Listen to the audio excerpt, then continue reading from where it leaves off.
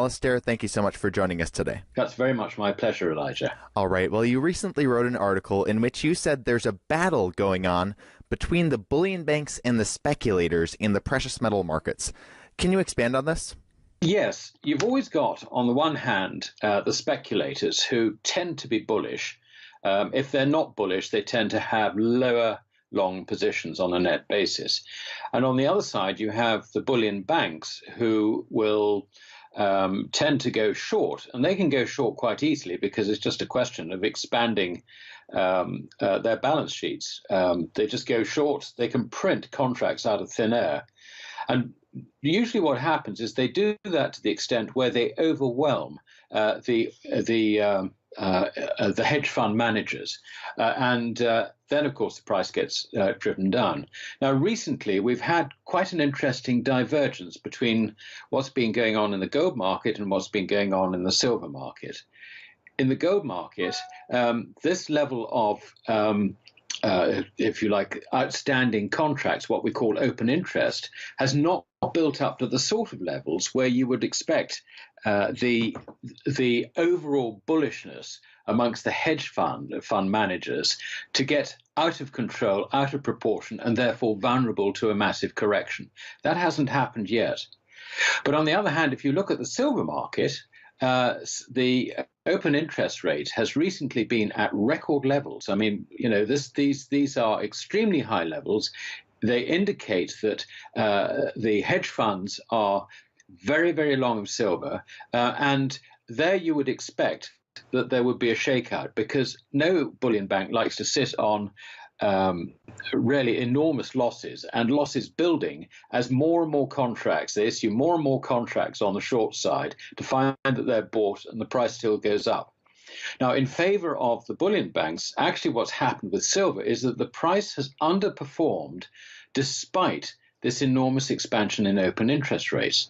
So in open interest. So this is a sort of rather unusual situation where on the one hand, you would say in shorthand that gold is not yet overbought, but on the other hand, you would say that silver is very overbought. I'm not quite sure what it means, but I think what it does tell me about the gold market is that the gold market has the potential to rise further before it gets into that technically overbought territory, whereas the silver market, there is something going on which I don't fully understand. I've had a look at the underlying numbers, and I can't even turn around and say that there's someone's trying to corner the market or anything like that. It really doesn't look like that. But if you look at the underlying supply and demand for silver, you can see that silver is demanded. Of that, there is no doubt, and there is probably not a lot of room for investment interest in silver, as it were, in the physical. So it's a funny old game, really, because silver is maybe more aligned with the base metals in the way it's moving, whereas gold is definitely monetary. And that at the moment is an extremely interesting situation with all the geopolitical stuff going on. Plus the fact that the interest rates, term interest rates in the United States have been falling recently. So gold is, I think, at a very interesting juncture at this moment. Now, I was wondering, so what do you see for the silver market? The open interest is just going super high, but the price of silver isn't really reacting at all. So what do you see for the short-term future of the silver market? Do you know, I really don't know what to make of it.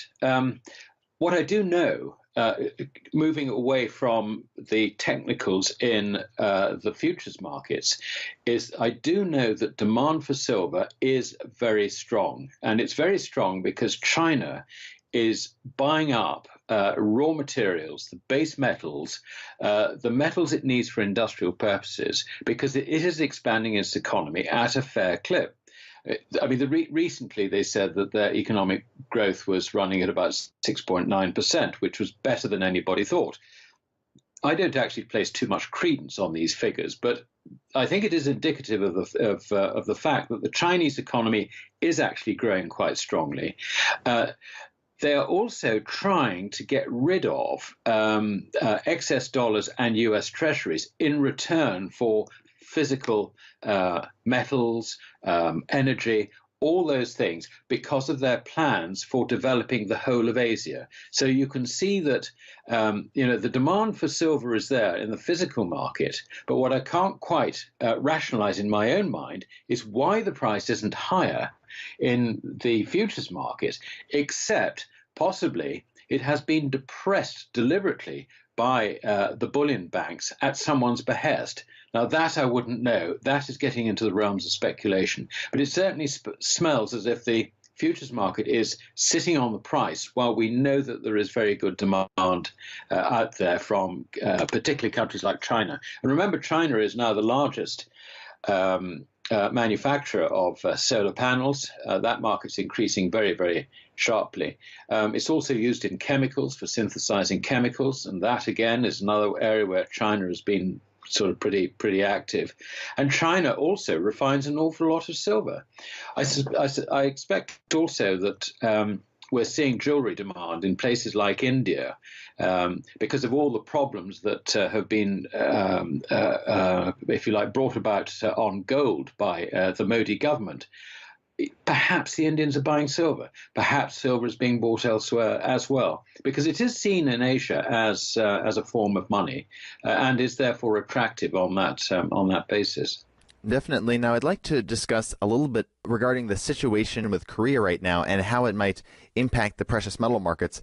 Now, just discussing the situation right now, you've been saying that the Korean situation is escalating out of control and there might be no way to stop it. Can you expand on that? Well, I think more correctly, I said there is a risk that is how it will be viewed. I think that the North Korean situation is being pumped up by the US government.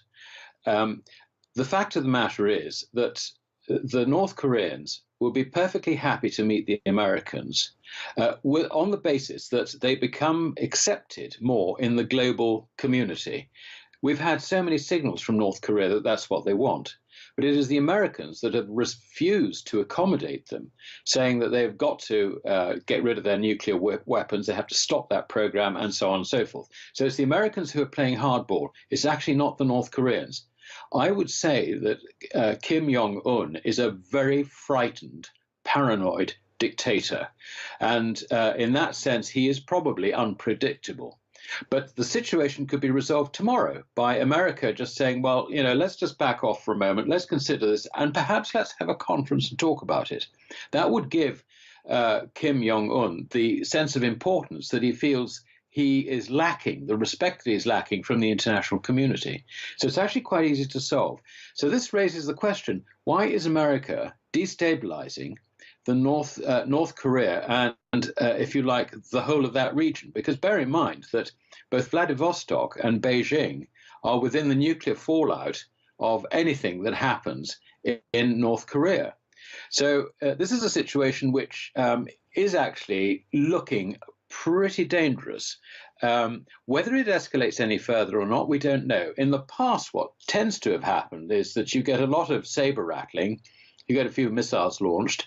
Perhaps they attack a fishing boat or something. They attack they do something on the border with South Korea, which is seen as aggressive, and then the whole thing calms down. I think that's what people are hoping this time, but I'm not too sure. I think the Americans are actually a bit more serious about this, which raises the question why they're doing it. And I think they're doing it for an interesting reason, which has been put up by the Chinese military strategists as the way America behaves. Basically, America prints dollars for export, and it makes a lot of money out of printing dollars for export. Obviously, you've got the seigniorage of the raw stuff, and also you've got the seigniorage, if you like, of the bank credit expansion, where U.S. banks lend dollars. Now, one of the regions in the world where there are lots of dollars around is, of course, in the ownership of South Koreans and also the Japanese. So could it be that what America is now doing is that it needs to borrow dollars without raising interest rates in America because of the overall level of outstanding debt? Now, it can do that by making everything else look risky compared with US Treasuries. So that's the first leg of it. The second leg of the argument is that we're up against the debt ceiling, and that is a very, very serious, hard fact that Trump is facing at the moment. However, the one way in which you'll get Congress to support an increase in the debt ceiling is in a war situation. So if Trump can go to Congress and say, look, this is a war situation. Hopefully, it's not going to deteriorate into a war, into a real war. But I need the room in order to be able to look after America's interests. So that that I can see as being a very powerful argument, because very few congressmen are going to stand in the way of, if you like, the national interest in that sense. So. This is the way the Chinese strategists are looking at it. They see this as a war being manufactured by the United States to do two things. First of all, to increase the apparent risk on investments in the region. And we're talking about not North Korea, but South Korea and also Japan. And the second thing is that Trump needs to get Congress to agree to an increase in the debt limit. And in a war situation, they will agree a lot more readily than they would without, in a peaceful situation. So that I think is the explanation behind what's happening in North Korea. Now, hopefully that is right in the sense that it's going to go no further than is necessary, if you like, to achieve those two objectives. But it is actually quite troubling in the sense that I think afterwards, both Japan and South Korea will have seen that they have suffered very badly from these actions, which amount to absolutely nothing at the end of the day. And the thought that they will be on side with America in future, I think we've got to take a step back and say, well, their vested interest is to ditch America and actually throw in their lot with China, which is growing rapidly. It's got far more interests. Furthermore, Japanese companies have large investments in China. They've got a lot of manufacturing capacity in China and in Southeast Asia. The whole of that region is actually where Japan's focus increasingly is and will be. And I think the same is also true of South Korea. So I think, this sort of idea of a strategy to pump and dump dollars and recover them, or pump and dump the economies, if you like, of America's friends in order to support the US economy. I think this is the last time that it's going to happen. So it's actually quite a serious situation from that point of view. The underlying thing is that what we're seeing is not a military war, but a financial war. Now, how do you see this all impacting the precious metal markets? Well, the precious metals markets are, very heavily managed. I think that's the first thing we've got to say. I think what China is going to do eventually is she is going to basically move commodities onto a gold payments standard.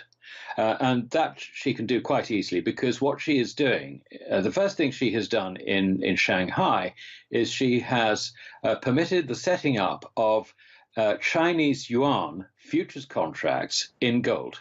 So that what you can do is, if you, let us say, receive Chinese yuan as part of a trade deal and you want to reduce your exposure to it, you can sell it forward on that, or sell the futures and then deliver into those futures and get gold. That's the first thing. The second contract, which was going to be established in this but has actually been put on hold, is an oil contract, futures contract, denominated in yuan. Now, when that comes in, and this is something the Chinese, I think, have realized, and which is why they put it on hold, what will happen is that energy suppliers, for example, in the Middle East, who supply a lot of China's energy now, they are likely to sell their oil to China, receive yuan, and sell those yuan forward for gold.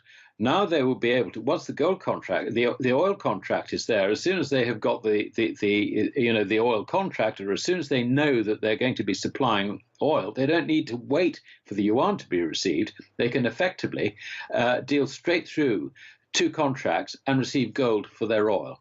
Now that puts oil or energy back onto a gold price.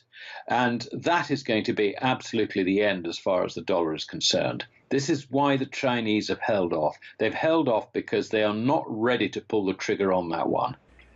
So do you see them holding off for a lot longer? I mean, how long do you think they will continue to hold off and, keep propping up the dollar? I think that North Korea, if that starts going wrong, then they could start pulling the trigger to stop America, basically. If, on the other hand, they are just sort of going on their normal course of economic planning, then I suspect it'll be within the next couple of years. One of the things that they will want to do is they will want to sell more of their U.S. treasuries for commodities. U.S. treasuries, as far as they're concerned, have no value. They were just a counterpart of their management of their own currency. So they want to ditch that in return for hard commodities and energy. So I think that's probably something that they will be looking to do over a 2-year time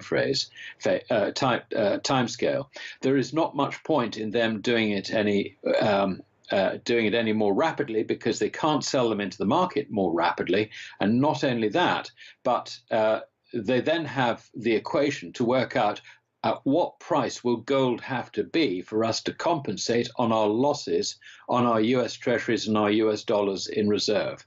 And, you're then looking at something, you're then talking about a price of, I don't know, take a number out of thin air, sort of $3,000 or $4,000 an ounce. You see, that's a bit of a nuclear option. If you're going to do that, you're going to not only destabilize the Western economies, but you're going to create a banking system at the heart of money, the sound money, the banks that owe sound money, the banks that have unallocated accounts for their customers, the banks that owe gold under lease back to central banks. Suddenly the whole situation gets very, very nasty, and bullion banks have to be bailed out, and so on and so on. So that is something I think that, China understands how serious such a move will be. She's not going to do it lightly. In any event, when she reduces her exposure to the US dollar, and when the yuan has become more marketable, that is the time in which she would ideally do it. And I think that's about 2 years away.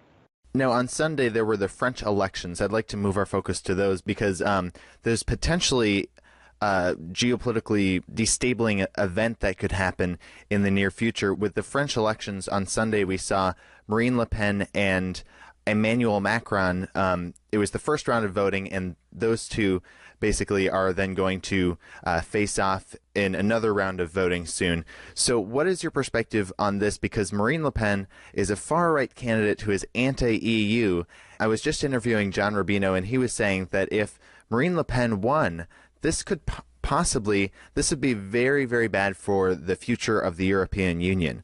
What is your perspective? Right now, it seems like a pretty unlikely chance because polls are showing that Emmanuel Macron would be about 20 points ahead facing off against Marine Le Pen. But what is your perspective if we did see some sort of, like we saw with Trump getting elected and like we saw with Brexit, where the polls were wrong, and there was this upset? If we saw that same kind of thing with Marine Le Pen becoming France's president, what do you think that would mean for the future of the EU? Well, I think it would be a far greater shock than anything we've seen so far.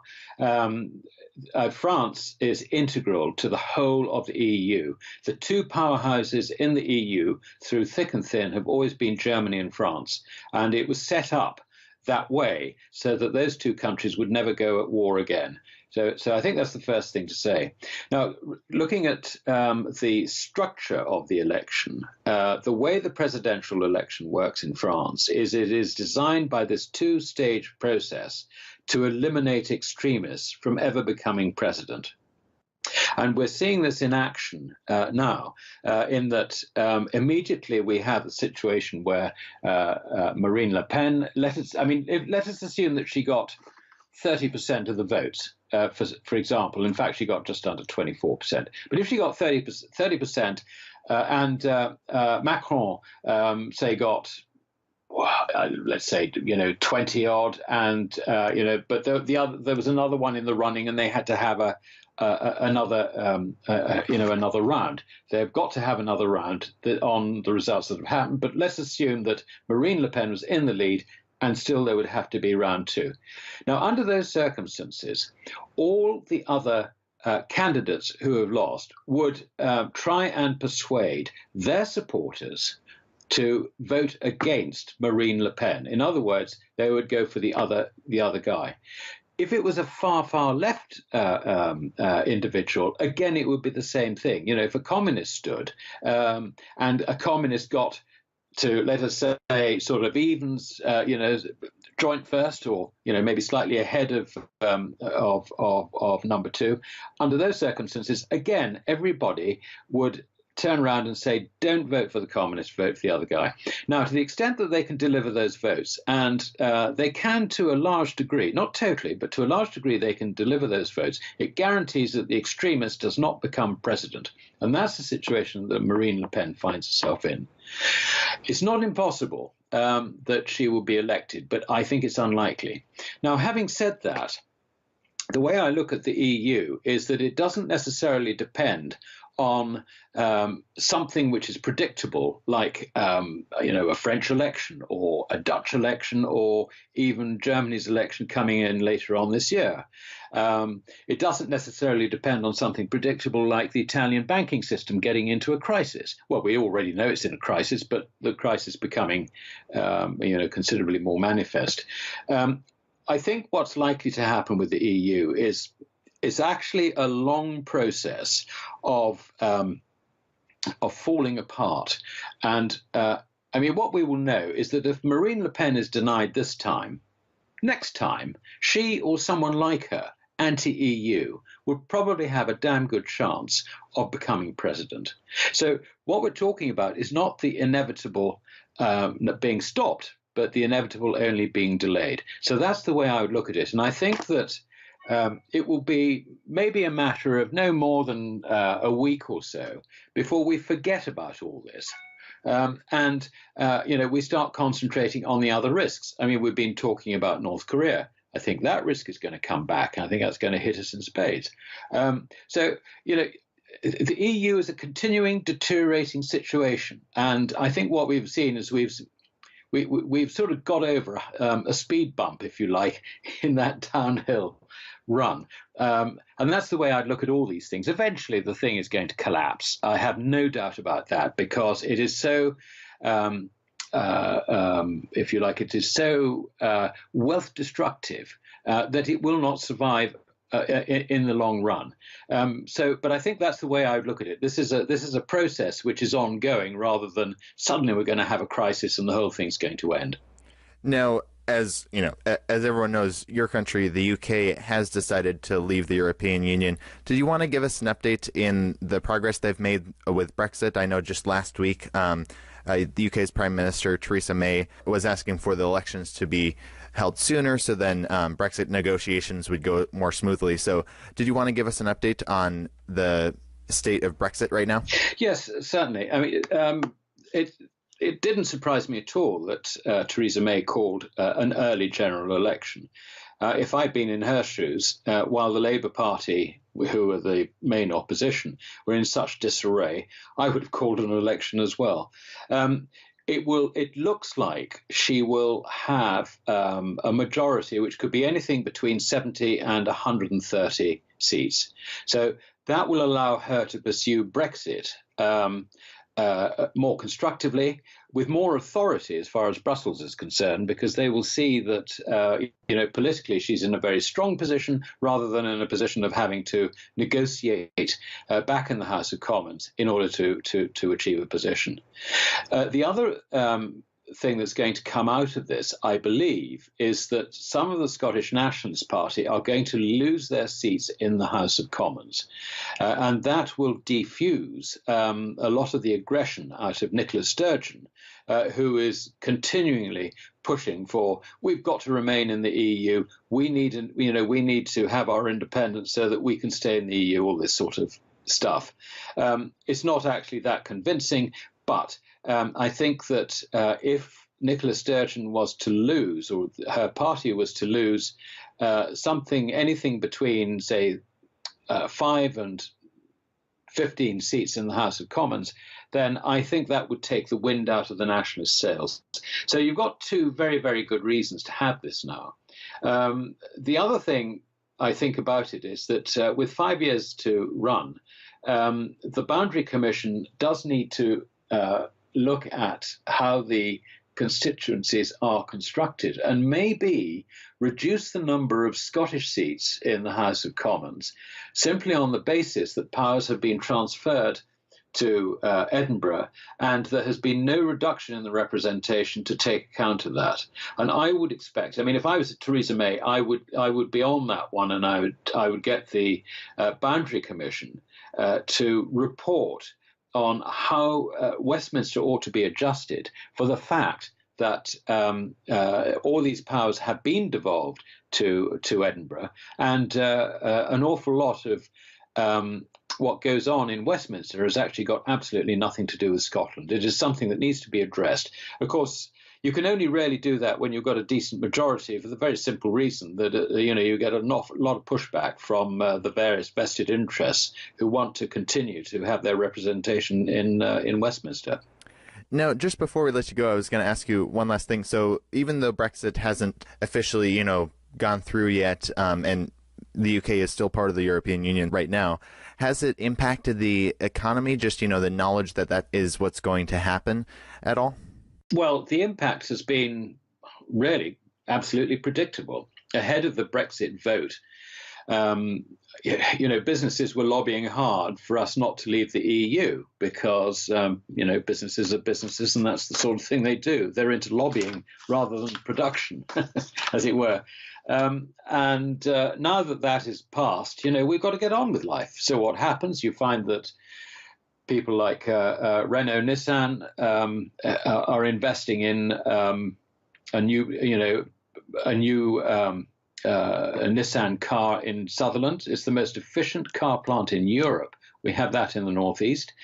Again, General Motors have sold their UK subsidiary to a partially state-owned French manufacturer.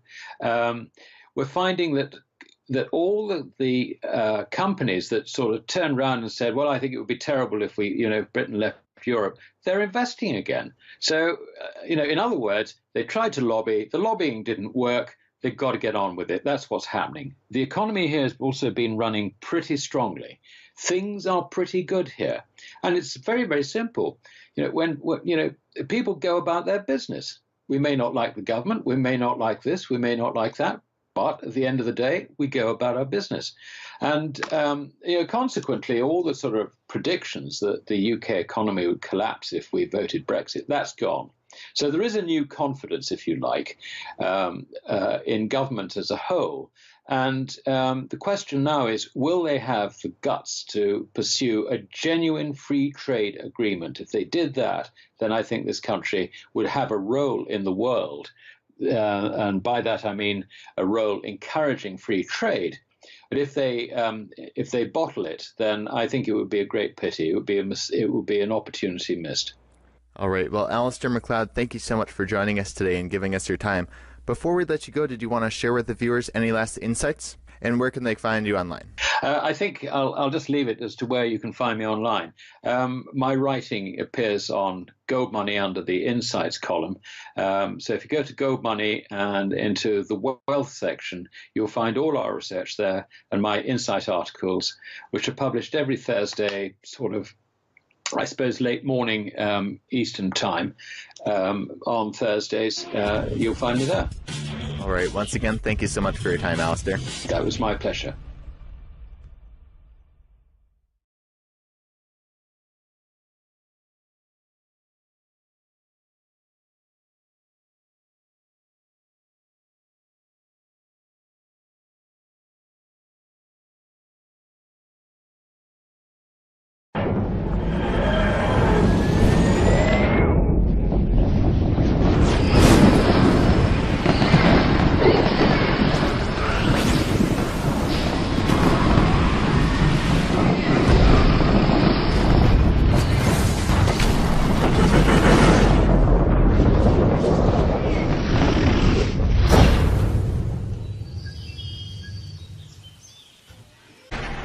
Alistair, thank you so much for joining us today. That's very much my pleasure, Elijah. All right. Well, you recently wrote an article in which you said there's a battle going on between the bullion banks and the speculators in the precious metal markets.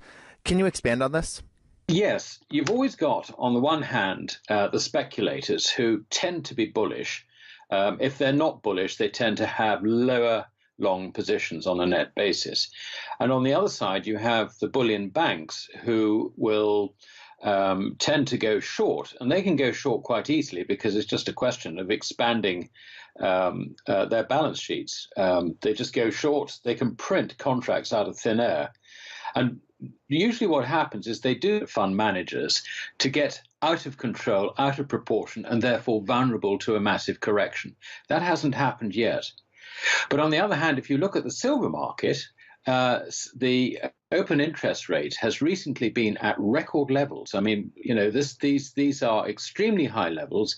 They indicate that the hedge funds are very, very long of silver, and there you would expect that there would be a shakeout because no bullion bank likes to sit on really enormous losses and losses building as more and more contracts. They issue more and more contracts on the short side to find that they're bought and the price still goes up.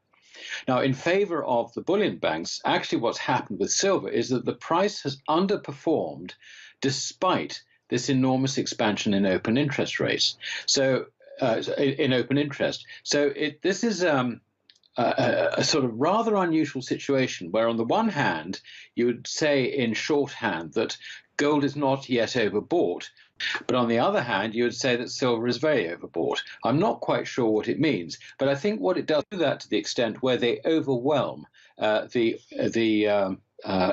hedge fund managers. And then, of course, the price gets driven down. Now, recently, we've had quite an interesting divergence between what's been going on in the gold market and what's been going on in the silver market. In the gold market, this level of if you like, outstanding contracts, what we call open interest, has not built up to the sort of levels where you would expect the overall bullishness amongst the hedge fund